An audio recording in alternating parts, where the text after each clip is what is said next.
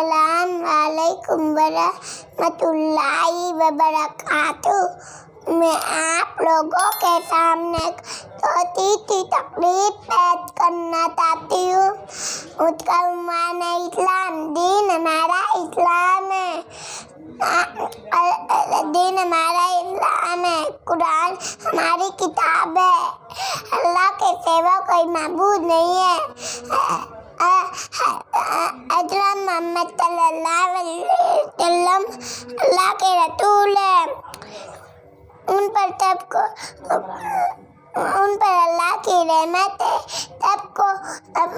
سب اپنے کاموں کا حساب سب کو مرنا ہے، پھر مر کر جینا ہے۔ سب اپنے کاموں کا حساب دینا ہے، یہی ہمارا ایمان ہے۔ اللہ یقین ہے۔ السلام علیکم ورحمۃ اللہ وبرکاتہ۔